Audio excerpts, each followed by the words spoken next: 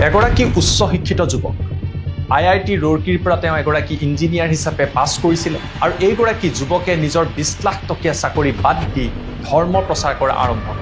কিন্তু এই যুৱকগৰাকীয়ে ধৰ্ম প্ৰচাৰৰ নামত এনে এক কাণ্ড কৰিছে যি কাণ্ডই সমগ্ৰ দেশত এতিয়া খলকনিৰ সৃষ্টি কৰিছে। আজি মই আপোনালোকৰ বাবে লৈ আহিব বিচাৰিছোঁ মথুৰাত সংঘটিত এটা ভয়াৱহ কাহিনীৰ কথা। ধৰ্মৰ অন্তৰালত থাকি একাংশ মহিলাৰ লগত দীৰ্ঘদিন ধৰি কুকৰ্ম কৰি আহিছিল অভিষেক মিশ্ৰ নামৰ এটা লম্পটে। ইতিমধ্যে মথুৰা আৰক্ষীয়ে অভিষেক মিশ্ৰক গ্ৰেপ্তাৰ কৰিছে আৰু এইগৰাকী IIT পেপা গ্ৰেপ্তাৰ হোৱাৰ পাছতেই পোহৰলৈ আহিছে বহু চাঞ্চল্যকৰ তথ্য। কিদৰে ধৰ্মৰ নামত যুৱতীৰ ওপৰত জাল পেলাইছিল অভিষেক মিশ্ৰাই।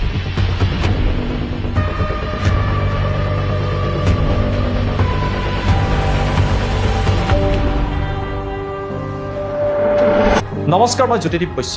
ধৰ্মৰ জৰিয়তে অভিষেকে দীঘলীয়া সময় ধৰি এই বেহু ৰচিছিল মথুৰাত বিগত 4 বছৰ ধৰি অভিজিতে বাস কৰিছিল। প্ৰথম অৱস্থাত অভিজিত মিশ্ৰ নামৰ এইগৰাকী যুৱকে ৰেণ্ট হাউচ বা ভাড়া ঘৰত মথুৰাত আছিল। ইয়াৰ পাছত মথুৰা ৰাধাকুঞ্জত অভিষেকে এটা ঘৰ ক্ৰয় কৰে আৰু তাতেই এক আশ্ৰম খুলি লয়। এইগৰাকী অভিষেক মিশ্ৰই IIT ৰুৰকীৰ পৰা মেকানিকেল ইঞ্জিনিয়াৰিঙত গ্ৰেজুৱেশ্যন কৰিছিল। ইয়াৰ পাছত বছৰি 20 লাখ টকীয়া তেওঁ চাকৰি কৰিছিল। কিন্তু হঠাৎ অভিষেকে সিদ্ধান্ত ল'লে যে তেওঁ এইবিলাক কাম বাদ দিব আৰু ধৰ্ম প্ৰচাৰত ব্যস্ত হৈ পৰিব। নিজকে কথাবাচক হিচাপে অভিষেকে পৰিচয় দিয়া আৰম্ভ কৰিলে। মথুৰালৈ অহাৰ পাছত এটা ইউটিউব চেনেল খুলিলে য'ত তেওঁ ধৰ্মৰ বাণী প্ৰচাৰ কৰিলে। কেৱল সিমানেই নহয়, বিভিন্ন লোকৰ ঘৰলৈ গৈ বিভিন্ন অনুষ্ঠানত গৈ হাতত বাদ্যযন্ত্ৰ লৈ ভগৱানৰ তেওঁ নাম কীৰ্তন কৰে। স্বাভাৱিকতে IITৰ নিচিনা প্ৰতিষ্ঠানৰ পৰা ইঞ্জিনিয়াৰ হোৱা এগৰাকী ব্যক্তিয়ে যেতিয়া কেইবা লাখ টকীয়া চাকৰি এৰি দি নিজে ধৰ্ম প্ৰচাৰত মনোনিৱেশ কৰে, সেই ব্যক্তিগৰাকীৰ প্ৰতি বহু লোকৰ আস্থা বৃদ্ধি পায় আৰু এই আস্থাৰেই দুৰ্ব্যৱহাৰ কৰা আৰম্ভ কৰিলে অভিষেকে। বিভিন্ন লোকৰ ঘৰলৈ গৈ প্ৰথমতে কথাবাচক হিচাপে পৰিচয় দিলে। ভগৱান আৰু ধৰ্মগ্ৰন্থৰ বিভিন্ন কথা বাৰ্তা এইগৰাকী অভিষেকে কোৱা আৰম্ভ কৰিলে। নিজৰ নাম কীৰ্তাৰ্থ নাৰায়ণ দাস হিচাপে চিনাকি দিলে আৰু নতুন নাম লৈ অভিষেকে ধৰ্ম প্ৰচাৰ আৰম্ভ কৰিলে। ইয়াৰ পাছত অভিষেকক মথুৰাত প্ৰায়ে দেখিবলৈ পোৱা যায় কৃষ্ণৰ ভজন কীৰ্তন কৰাত। এইবিলাকৰ ভিডিঅ' নিজৰ ছ'চিয়েল মিডিয়া আৰু ইউটিউবত তেওঁ আপলোড কৰিলে। লাহে লাহে অভিষেকৰ ফলোৱাৰৰ সংখ্যা বৃদ্ধি পোৱা পৰিলক্ষিত হ'ল। উচ্চ শিক্ষিত হোৱাৰ পাছতো, ইমান এটা ভাল চাকৰি থকাৰ পাছতো ধৰ্মৰ নামত তেওঁ কিয় আহিলে এনেকুৱা প্ৰশ্ন উত্থাপিত হ'ল। কিন্তু উৰিষ্যাৰ এইগৰাকী অভিষেক মিশ্ৰৰ উদ্দেশ্য সম্পূৰ্ণৰূপে পৃথক আছিল। উদ্দেশ্য আছিল অতিকৈ ভয়াৱহ। ধৰ্মৰ নামত, ধৰ্ম প্ৰচাৰৰ নামত, ভগৱানৰ কথা কোৱাৰ নামত মহিলা যুৱতীসকলক নিজৰ কবলত পেলাইছিল অভিষেকে। প্ৰথমতে অনলাইনত ধৰ্মৰ কথা কৈ মহিলাসকলক আকৰ্ষিত কৰে। বিশেষকৈ ইঞ্জিনিয়াৰিং বেকগ্ৰাউণ্ডৰ মহিলাসকল বা যুৱতীসকল অভিষেকৰ পাল্লাত পৰে, কিয়নো অভিষেক নিজেও IIT ৰুৰকীৰ পৰা উচ্চ শিক্ষিত এগৰাকী মেকানিকেল ইঞ্জিনিয়াৰ আছিল। ইয়াৰ পাছত এই যুৱতীসকলৰ ব্ৰেইন ৱাছ কৰি অভিষেকে পৰিয়ালৰ লগত সম্পৰ্ক তেওঁলোকৰ বন্ধ কৰি পেলায়। তাৰ পাছত এই যুৱতীসকলক মথুৰালৈ লৈ আহে, নিজৰ ঘৰত ৰাখে আৰু ধৰ্মৰ বিভিন্ন কথা কৈ ব্ৰেইন ৱাছ কৰা আৰম্ভ কৰে। অভিযোগ অনুসৰি অভিষেকে কেইবাগৰাকীও যুৱতীৰ সৈতে গন্ধৰ্ব বিবাহ কৰিছে আৰু ধৰ্মৰ কথা কৈ গন্ধৰ্ব বিবাহৰ জৰিয়তে এই যুৱতীসকলক দীঘলীয়া সময় ধৰি নিৰ্যাতন কৰি আহিছে। কেৱল সিমানেই নহয়, আৰক্ষীৰ তদন্তত যিবিলাক কথা পোহৰলৈ আহিছে সেই কথাবিলাক শুনিলে আপুনি আচৰিত হৈ পৰিব। মথুৰা আৰক্ষীয়ে প্ৰকাশ কৰা অনুসৰি অভিষেকে প্ৰসাদৰ নামত এই যুৱতীসকলক বিভিন্ন খাদ্যবস্তু দিয়ে। এই খাদ্যবস্তুত মিহলি কৰি দিয়ে নিচাজাতীয় সামগ্ৰী। নিচাত যেতিয়া এই যুৱতীসকল অচেতন হৈ পৰে, তেতিয়াই অভিষেকে এই যুৱতীসকলৰ লগত অনৈতিক কাণ্ড কৰে আৰু সমগ্ৰ কাণ্ডৰ ভিডিঅ' মোবাইল কেমেৰাত বন্দী কৰে। ইয়াৰ পাছত এই ভিডিঅ'ৰ সহায়ত এই মহিলাসকলক, যুৱতীসকলক ব্লেকমেইল কৰে, তেওঁলোকৰ পৰা টকা ডিমাণ্ড কৰে আৰু তেওঁলোকক ভাবুকি দিয়ে এই কথাবিলাক যদি আনক ক'ৰবাত কৈ দিয়ে অনলাইনত এই ভিডিঅ'বিলাক লিক কৰি দিব। বাধ্যত পৰি যুৱতীসকল অভিষেকৰ লগত থাকিবলৈ বাধ্য হয়। বিগত 4 বছৰত অভিষেকে দীঘলীয়া সময় ধৰি ধৰ্মৰ প্ৰচাৰৰ নামত, ধৰ্মৰ কথা কোৱাৰ নামত, ভজন কীৰ্তন কৰাৰ নামত এই অনৈতিক কাৰ্যসমূহ সংগঠিত কৰি আহিছিল। অভিযোগ অনুসৰি অভিষেকৰ এই কথাবিলাক তেখেতৰ মাতৃয়ে এটা সময়ত গম পায়। ইয়াৰ বাবে তেখেতৰ মাতৃয়ে অভিষেকৰ সংগ এৰি উৰিষ্যালৈ গুচি যায়। আত্মীয় স্বজনেও অভিষেকৰ লগত সম্পৰ্ক বন্ধ কৰি দিয়ে। ইয়াৰ পাছত এইগৰাকী ভণ্ড বাবা অভিষেকে যেন যুৱতীক নিৰ্যাতন কৰাৰ লাইচেঞ্চে পালে। এগৰাকী দুগৰাকী নহয়, কেইবাগৰাকী যুৱতীৰ লগত এই ঘটনা সংগঠিত কৰিল। কিন্তু অভিষেকৰ অৱশেষত বেয়া দিন আহিল। ছত্তীশগড়ৰ এগৰাকী যুৱতীৰ সৈতে অভিষেকে অনুৰূপ ঘটনা সংগঠিত কৰিছিল। আনকি এই যুৱতীগৰাকীৰ পৰিয়ালকো অভিষেকে ভাবুকি দিছিল আৰু ভিডিঅ' ভাইৰেল কৰি দিয়াৰ হুমকি দিছিল। অৱশেষত যুৱতীগৰাকীয়ে আৰক্ষীৰ কাষ চাপে অভিষেকৰ বিৰুদ্ধে এজাহাৰ দাখিল কৰা হয়। মে'ৰ 25 তাৰিখে মথুৰা থানাত অভিষেকৰ বিৰুদ্ধে এজাহাৰ দাখিল কৰে যুৱতীগৰাকী আৰু পৰিয়ালে, যিগৰাকী অভিষেকে নিজক অমায়িক বুলি দেখুৱায়, ইউটিউবত ভগৱানৰ কথা কয়, কীৰ্তনৰ কথা কয়, ভজনৰ কথা কয়, মায়া মুখ ত্যাগ কৰাৰ কথা কয়। সেইগৰাকী অভিষেকে প্ৰকৃতপক্ষে ধৰ্মৰ নামত যুৱতীক নিৰ্যাতন কৰি আহিছিল। ধৰ্মৰ আফিং খুৱাই মহিলাসকলক এক প্ৰকাৰৰ পৰিয়ালৰ পৰা বিচ্ছিন্ন কৰি পেলাইছিল আৰু ইয়াৰ জৰিয়তে এক সাম্ৰাজ্য গঢ়ি তোলাৰ চেষ্টা কৰিছিল। নিজৰ ঘৰতে অভিষেকে আবদ্ধ কৰি ৰাখিছিল কেইবাগৰাকী যুৱতীক। আৰক্ষীয়ে ইতিমধ্যে এই যুৱতীসকলক উদ্ধাৰ কৰিছে আৰু পৰিয়ালক গতাই দিছে। আৰু এই ঘটনাক লৈ এতিয়া বহু প্ৰশ্ন উত্থাপিত হৈছে। দেশত একাংশই ধৰ্মৰ নামত প্ৰকৃতপক্ষে এনেকুৱা ঘটনা প্ৰায়ে সংঘটিত কৰে। আছাৰাম বাপুৰ পৰা আৰম্ভ কৰি ৰাম ৰহিম বাবালৈকে আমি সকলো কথা জানো যে এইসকল লোকে বিভিন্ন সময়ত ধৰ্মৰ নামত, ধৰ্ম প্ৰচাৰৰ নামত কিদৰে বিভিন্ন ধৰণৰ নানা ৰকমৰ অপৰাধ সংঘটিত কৰিছিল। মহিলা যুৱতীসকলক ধৰ্মৰ নামত নিৰ্যাতন কৰিছিল আৰু নিজকে উচ্চ শিক্ষিত বুলি পৰিচয় দিয়া এই অভিষেক মিশ্ৰ ধৰা পৰাৰ লগে লগেই এই কথাবিলাক পুনৰ চৰ্চাত আহিছে। अभिषेक मिश्रा उर्फ आदिकर्ता नारायण दास जो उड़ीसा का मूल निवासी है और यहाँ करीब 3 वर्ष से रह रहा है। इसकी उम्र करीब 29 साल है।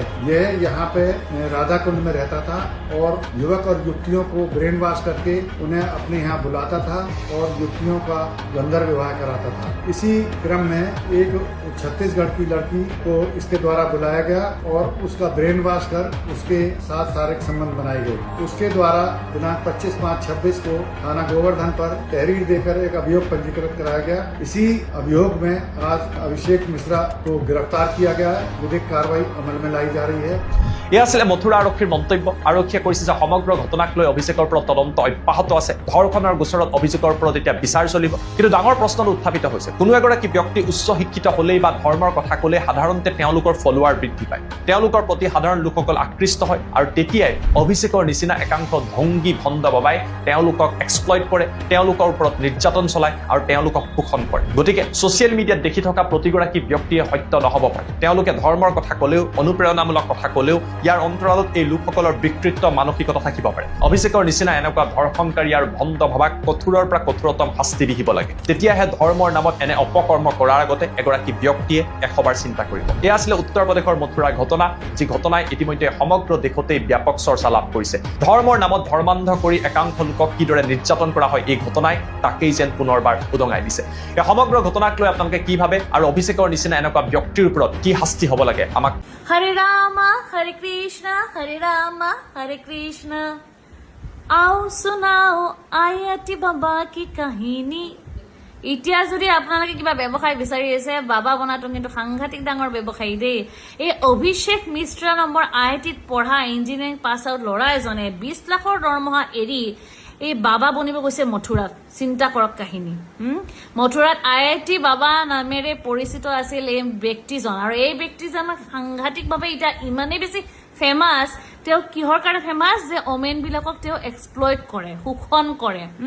তাত গৈ কিনে ধুনীয়াকৈ যিনি একদম প্ৰবচন দিব, ধৰ্মৰ কথা ক'ব, তেনেকৈ মোহিত কৰি লয়।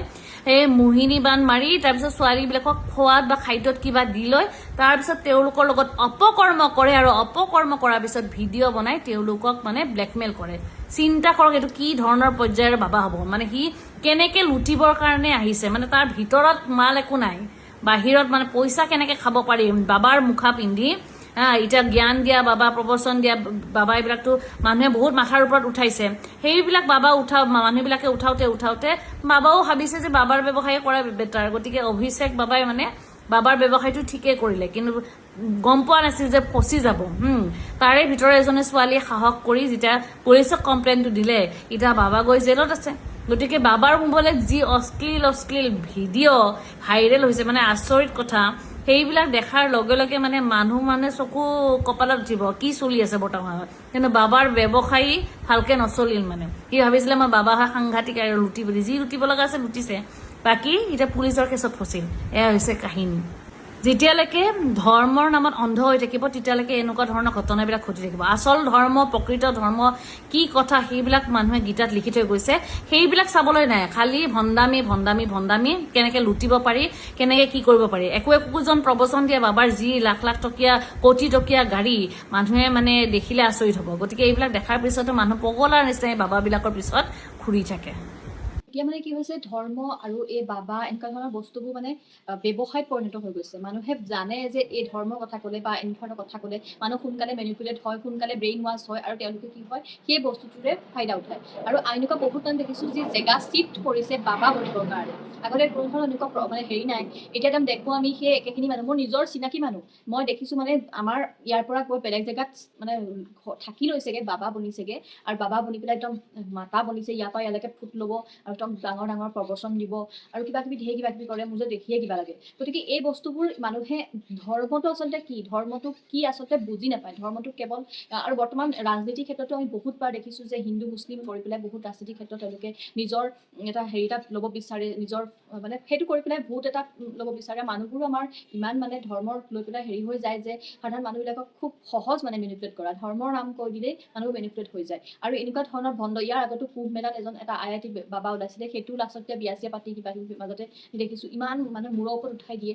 গতিকে এনেকুৱা বস্তুবোৰৰ পৰা অকণমান সাৱধান হওক। তেওঁ যিটো IIT পৰা পঢ়ি আহিছে, এই যে IIT পৰা পঢ়ি আহিলে ইমান শিক্ষা ল'লে, এটা IIT চিট পোৱাটো কিমান ডাঙৰ কথা। সেই যিটো এটা মানে মানৱ সম্পদ বুলি কয়, সেইটো মানৱ সম্পদৰ ধ্বংস হৈছে বুলি ক'ব পাৰি। কাৰণ সেইটো যিটো মেইন ইউজ, সেইটোতো সি নকৰিলেই, কিবা বাবা বনিলে সি আহি পেলাই। আৰু বাবা বনিছ বাবা বনি এনেকুৱা অসভ্য অদৰকাৰী কাম কৰা কোনো অৰ্থ নাছিলে।